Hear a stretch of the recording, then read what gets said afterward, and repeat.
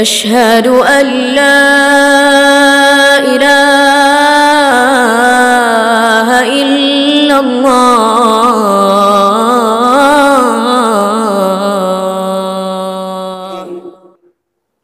Sunnah di dalam sholat itu terbagi tiga. Ada sunnah sebelum masuk dalam sholat, ada sunnah ketika kita mengerjakan sholat, dan yang terakhir adalah sunnah setelah selesai kita daripada sholat. Maka sebelum kita masuk ke dalam pembahasan di antara sunnah ketika sholat, ada beberapa yang dibahas oleh Syarih Al-Habib Muhammad bin Ahmad bin Umar. Sunnah-sunnah sebelum masuk waktu sholat, diantaranya adalah al-azan. Sunnah sebelum sholat itu adalah azan, mengumandangkan azan. Dan tidak disunnahkan, di sini katanya tidak disunnahkan azan ini bagi para wanita. Azan disunnahkan hanya bagi para lelaki saja, tidak disunnahkan bagi para pria. Namun ada pendapat yang mengatakan kalau pendapat ini dhaif, kalau sesama wanita tidak ada prianya sama sekali, maka boleh untuk azan. Dan makruh bagi seorang lelaki mendengarkan azannya seorang perempuan. Kalau suara perempuan tersebut menyebabkan fitnah, maka akan menyebabkan hukumnya haram untuk dikumandangkan azan tersebut. Makna fitnah di sini bukan artinya kita ngomongin seseorang yang nggak benar. Fitnah yang dimaksud adalah dengan menimbulkan syahwat kalau kita mendengarkan suara-suara para wanita. Tamam. Itu yang berkaitan dengan sunnah pertama, yaitu azan. Lalu yang kedua al-iqamah, ya, mengumandangkan iqamah. Dan iqamah ini tidak sama seperti azan. Kalau iqamah perempuan disunahkan, tapi sesama para wanita. Kalau azan mu'tamadnya tidak disunahkan walaupun sesama para wanita. Tapi kalau iqamah bagi wanita boleh, ya.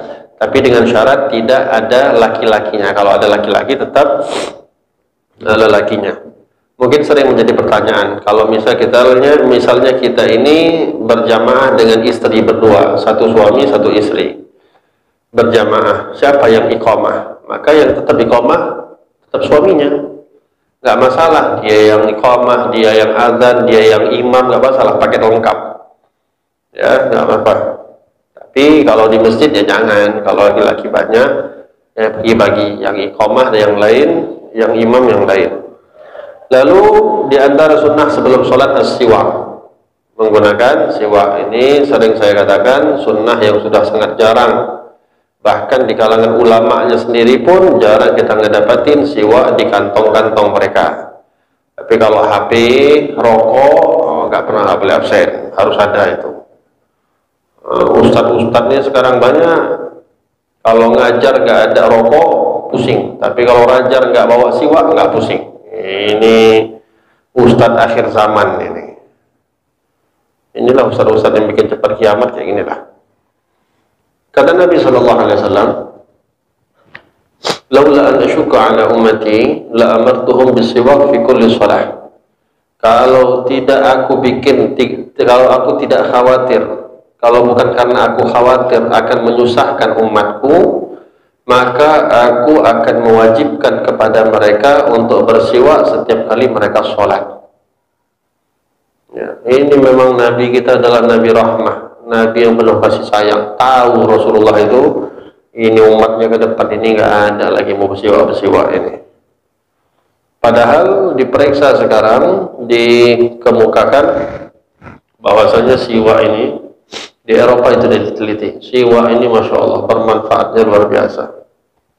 Itu diteliti. Bahkan gigi orang yang bersiwak itu biasanya lebih kuat dibandingkan orang yang nggak pakai siwak. Terlebih siwak fadilah terbesarnya adalah memudahkan seseorang untuk mengucapkan 2 kalimat syahadat atau mengucapkan kalimat la ilaha illallah di akhir hayatnya.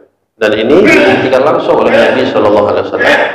Nabi Muhammad Shallallahu Alaihi Wasallam itu ketika di akhir hayatnya, ya, beliau itu tak bisa berkata-kata, tak bisa mengucapkan apapun karena memang sakaratul maut itu sangat pedih, sangat sakit. Sehingga ketika di pangkuannya Siti Aisyah, Rasulullah melihat ketika itu ada Abdurrahman bin Abu Bakar. Abdurrahman bin Abu Bakar, anaknya Sayyidina Abu Bakar As-Siddiq, saudaranya Siti Aisyah, masuk melihat di kantongnya Abdurrahman bin Abu Bakar itu ada siwak di kantongnya itu. Ada siwak nyangkut di kantongnya. Dilihat sama Nabi, diperhatikan sama Nabi. Yang namanya istri solehah, dia mengetahui apapun yang diinginkan oleh suaminya. Cuman gerak-gerik matanya saja cukup tahu. Dilihat muka atau matanya Rasulullah itu melihat siwaknya Sayyidina Abdurrahman bin Abu Bakar. Akhirnya Siti Aisyah tanya, "Ya Rasulullah, engkau mau siwak?" Nabi nggak sanggup bilang iya, Nabi angguk-angguk. Ya. Lalu diambillah siwak yang dimiliki oleh Siti Aisyah. Di sini menunjukkan bahwasanya siwak ini laki perempuan sama disunnahkan, bukan hanya untuk laki-laki saja, perempuan juga disunnahkan. Juga ada ucapannya Sayyidina Ali bin Abi Thalib di dalam satu syair, Ya'udul Arab, apa lupa saya syairnya, wahai kayu siwak, sungguh kurang ajarnya engkau berani masuk ke dalam mulutnya kekasihku Fatimah. Ma faza minni siwaku siwaka lah law kunta min ahlil kitab la qataltuka ma faza minni ya siwaku siwaka. Ini saking cintanya Sayyidina Ali kepada Sayyidah Fatimah, beliau bilang, kalaulah engkau ini bisa kuajak perang, aku perangi kau. Ma faza minni siwaku siwaka, enggak ada yang bisa menang berperang dengan aku kecuali engkau, wahai siwak. Maksudnya apa? Yang berani masuk ke dalam mulutnya Siti Fatimah. Ini mulut hak apa milik suaminya. Ya, saking cintanya Sayyidina Ali kepada Sayyidah Fatimah. Ini juga menunjukkan apa? Berarti perempuan disunahkan juga memakai siwak, bukan hanya laki-laki. Walihada ketika diambil siwak oleh Siti Aisyah, yang ketika itu sudah agak keras punya Siti Aisyah, dilunakkan dulu oleh Siti Aisyah dengan mulutnya, lalu disiwaki kepada Nabi Shallallahu Alaihi Wasallam. Barulah setelah itu Rasulullah mengatakan ummati ummati, as-salah as-salah. Ya, barulah Nabi SAW berucap beberapa kalimat. Ini menunjukkan bahwa Nabi SAW itu mudah berbicara ketika di akhir hayatnya beliau, ya dengan setelah bersiwak. Walihada ini mujarrab, orang yang sering bersiwak, yang pertama fasih lisannya. Ulama menyebutkan minimal ada 70 manfaat daripada orang yang suka bersiwak. Yang paling afdal adalah mati dalam keadaan husnul khatimah. Wa minha husnul hay'ah fil libas. Juga disunahkan ketika sebelum sholat itu menggunakan pakaian yang bagus, ya, memilih pakaian-pakaian yang bagus. Semisal memakai pakaian-pakaian yang sekiranya cocok untuk dipakai ketika sholat. Jangan ngebiasain pakai baju kaos yang bergambar-gambar. Apalagi kita melihat, Masya Allah, anak muda kita pakai kaos ketat-ketat, pas sujud, pas ruku nampak itu belakangnya. Ini kalau membuka auratnya maka batal sholat. Ya, untuk apa sholat kalau kayak gitu? Ngapain sholat kalau nggak sesuai dengan syarat-syaratnya? Toh batal.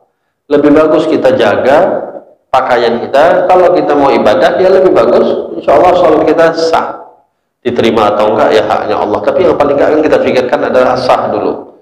Tapi ini ada orang pakai baju ketat-ketat, masuk pergi ke masjid, sholat, udahlah dia nggak sah, ganggu matanya orang lagi. Mau nggak mau kadang-kadang kita lihat di depan kita itu celengan di depan. Ini kan bikin rusak, ganggu pemandangan kita ketika kita sholat. Maka sholatnya itu tidak sah kalau nampak auratnya. Makanya pakai baju-baju yang baik. Ibarat kata kalau kita pergi kondangan, kalau pakai baju yang asal-asalan kan nggak enak. Mana pula ada orang berani ke kondangan pakai baju kolam renang. Pakai baju renang pergi masuk ke gedung kondangan, diketawain orang. Tapi seharusnya yang lebih kita ketawain itu adalah orang yang datang masuk ke dalam masjid pakai pakaian yang nggak pantas untuk digunakan ketika dia sholat. Itu yang lebih harus diketawain. Ya, kenapa kita mengetawakan orang-orang yang Allahu a'lam. Waqtarul imam waqtarul makan al-munasib al-hadi. Juga ketika sholat itu pilih tempat yang enak, yang tenang. Masjid ini kan enak, adem, ya. Karpetnya juga Masya Allah. Ini enak. Untuk apa? Supaya menambah kekhusyuan kita. Kalau sholat di tempat yang terlalu panas, nanti kita kepanasan, akhirnya nggak mikir untuk dalam Allah lagi, udah mikir panas sekali.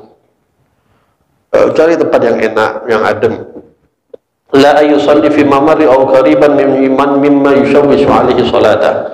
Juga kalau misalnya sholat, contoh udah selesai berjamaah, kita mau sholat ta'diyah kah qabliyah, sholat itu jangan di tempat orang lewat. Jangan sholat di depan pintu, orang mau keluar susah. Jangan sholat yang sekiranya menyulitkan orang untuk keluar. Kalau bisa di ujung-ujung atau di depan, jangan ngebiasain sholat di tengah. Yang di depannya itu tidak ada penghalang. Nabi SAW itu kalau sholat ba'diyah atau sholat apapun, itu beliau kalau memang tidak ada penghalang di depan beliau, beliau letakkan, tancapkan pedang beliau di depan. Beliau tanamkan dulu, kan dulu masjid kan semuanya pakai tanah, masih belum ada keramik. Ditanamkan pedang, baru beliau sholat di belakang pedang tersebut. Jadi kalau ada orang lewat sekalipun, nggak ganggu kita, dan kita pun nggak ganggu orang yang lewat, karena haram hukumnya lewat di depan orang sholat. Mungkin jadi pertanyaan bagi kita, sebatas mana sih haramnya kita lewat? Ya, apakah misalnya kita berada di tengah, terus panjang itu kita nggak boleh lewat? Tidak. Kalau misalnya kita di sholat ini di atas sejadah, ini kan di akab sejadah, maka batasannya boleh kita lewat. Kalau misalnya kita berdiri di soft ini, kalau sudah masuk di soft berikutnya itu sudah boleh lewat. Tapi kalau masih di dalam soft di tempat dia sholat itu haram dilewati. Kalaupun ada orang lewat, bagi orang yang sholat itu harus dia meletakkan tangannya, menunjukkan bahwasanya jangan lewat. Kalau lewat juga, jangan pukul-pukulan. Ini kadang-kadang ada orang pula udah digini tetap lewat, ditepuknya malah. Nah, ini jangan, itu bikin marah orang. Kalau udah ini dia lewat, ya udah berarti haramnya untuk dia. Paling nggak kita sudah mengingatkan. Tapi kalau kita lewat di depan ini, di depan soft itu, maka sudah boleh, nggak masalah. Karena itu batas akhir. Juga kalau misalnya kita sholat di atas sejadah kita sendiri, maka ujung batas kita boleh lewat itu lewat daripada sejadah kita, sejadah orang yang sedang kita sholatin. Kalau bisa ya ada penghalang lah di depannya, itu lebih baik. Nabi mengatakan makruh sholatnya orang itu yang tidak ada penghalang di depan, ya. Tamam. Lalu wa aham min hadza wa dzaka hudhurul qalb. Inti daripada sunnah ini semua, daripada memilih tempat, memilih pakaian adalah hadirnya hati, yaitu dalam keadaan khusyuk ketika sholat wal istisy'ar bi'azami man yakifu baina yadayh, dan betul-betul merasakan di hadapan siapa dia sedang menghadap, ya, di hadapan siapa dia sedang menghadap ketika dia sholat, itu menghadap kepada Allah. Wa yafragh qalbahu min jami'i syawaghil hasab al-istita'ah, dan dia berusaha semaksimal mungkin dia kosongkan hatinya, dia tenangkan pikirannya daripada segala hal yang menyibukkan dia ketika dia sholat.